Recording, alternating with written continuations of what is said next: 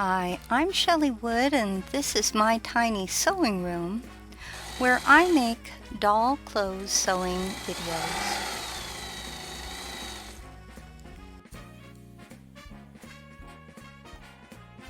Today I'm going to show you how to make this beautiful bolero with puff sleeves, and it also has cuffs, and it should fit Barbie and similar sized fashion dolls.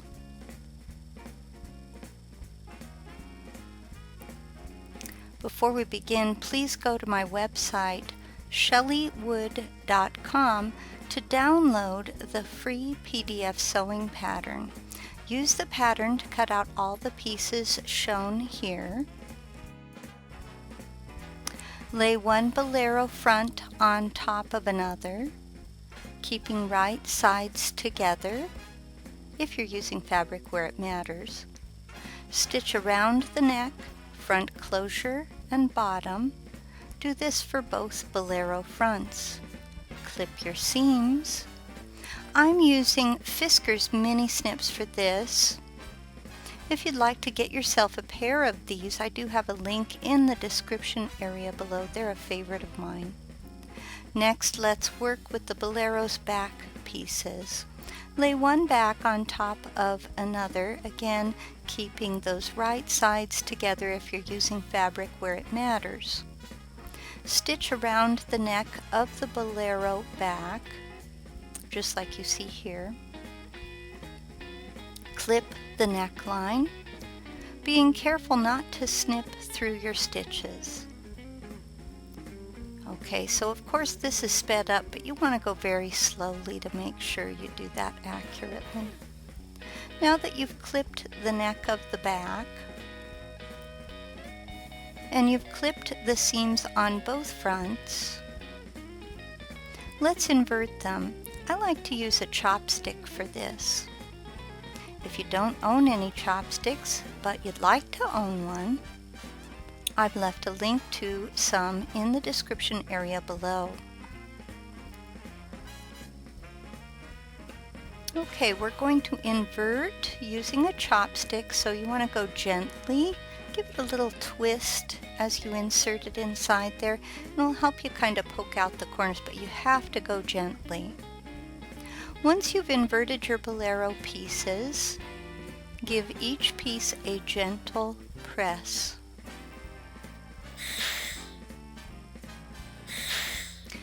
You now have one back and two front pieces. Lay one of the fronts on top of the back. Sew along the shoulder area.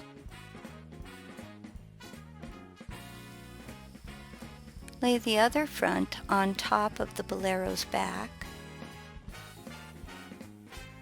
Stitch to attach them at the shoulder too. Open the bolero's bodice up like this and press your seams. Flip it over so you're looking at the right side. Now let's add a sleeve. Lay your sleeve against the underarm area and stitch from the garment's underarm to just shy of the shoulder seam. Tie a knot about 1 centimeter from the shoulder seam. Pull your sleeve around to the other underarm area, and that could be tricky to understand, so I'm going to show a quick video of what I mean by this. So I've sewn it just a little bit from the underarm to just shy of the shoulder seam. Now I'm going to wrap it around to the other underarm, and I'm going to sew from this underarm right here to, again, just shy of the shoulder seam like that. And now stitch from the underarm to, once again, just shy of the shoulder seam. This will leave a gap at the top of your sleeve, and you want that. At this gap area, gather the top of the sleeve until the sleeve fits nicely into the shoulder. Okay, so I've still got my gather thread attached. You can see I have a gap there. And as I pinch them together, I can kind of tell whether or not I have enough gathers. See how I'm pinching it together to see, do I need to tug a little more? If you need help with gathering, I do have a tutorial for that. Just look in the description area below this video on YouTube. Once your gathered sleeve fits the armhole area, stitch it to the shoulder. I used a back stitch to attach it below the gathers. And if you need help with the back stitch, I have a tutorial for that in the description too. Now your sleeve looks like this.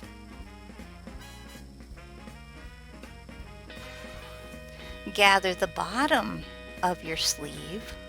Keep your gather thread attached. See my gather thread hanging loosely right there? And compare your gathers to the sleeve's cuff. When the gathered end of your sleeve matches the length of the cuff, then you can tie a knot in your gather thread. And it can help to pin the cuff to the gathers to help you decide when you're ready to cut the gather thread free. Even out your gathers. When your gathers are even, then once again pin the cuff to the gathered edge of the sleeve. It's going to be important to keep right sides together at this stage.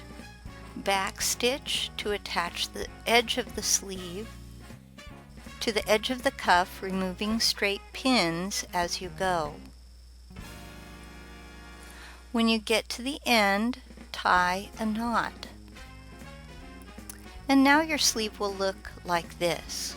We're looking at the wrong side here. Fold the sleeve's cuff once and then a second time, hiding the raw edges of the gathered fabric inside the cuff. Whip stitch to close this cuff's seam.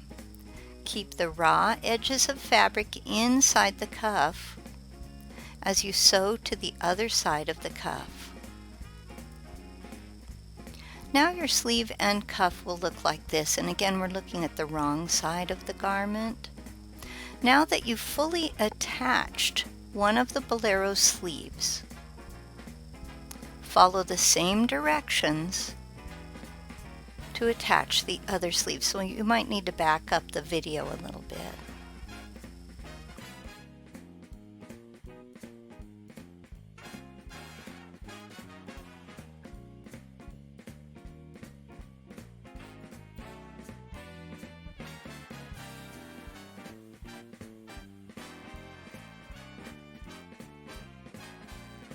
Once again, I'm doing that little fold to enclose the gathers inside the cuff.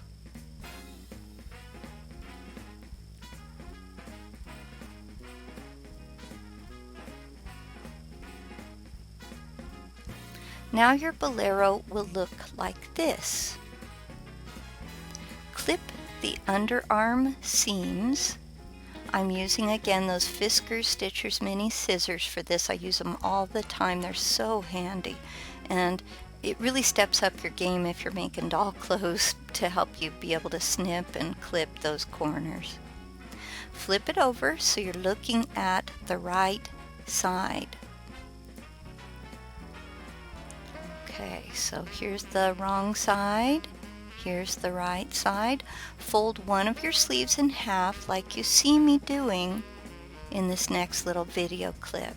So you fold it in half like this. Now stitch from the edge of the sleeve's cuff to the underarm area.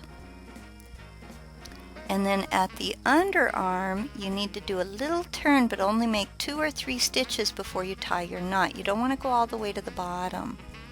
Now your Bolero jacket will look like this.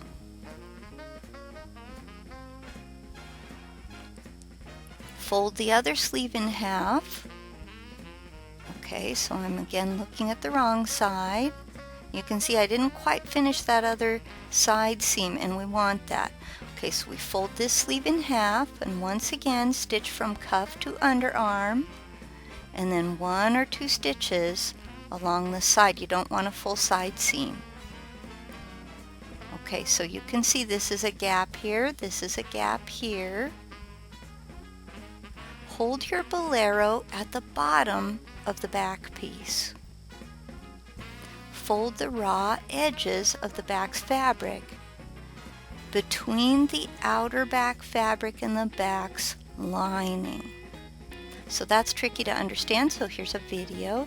You just fold it inside like this. Whip stitch to close up the bottom of the bolero, just like you see here. And it can help to pin the pinched together area along the bottom of the jacket while you're stitching. Once you finish stitching the bottom of the back, it will look like this.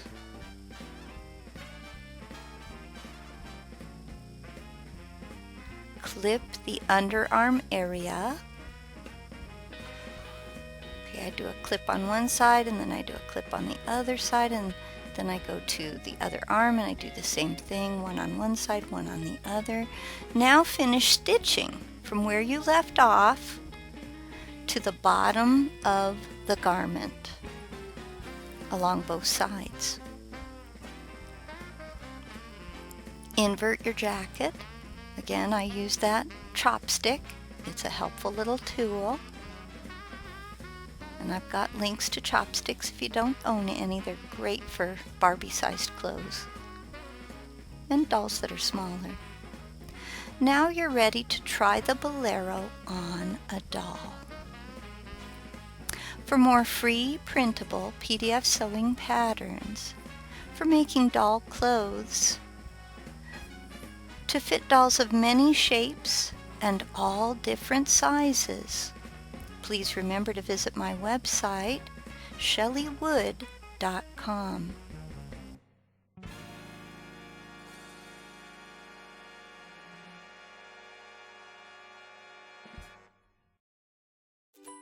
What if there was an easy way to take a big doll pattern and resize it to fit a little doll, or vice versa?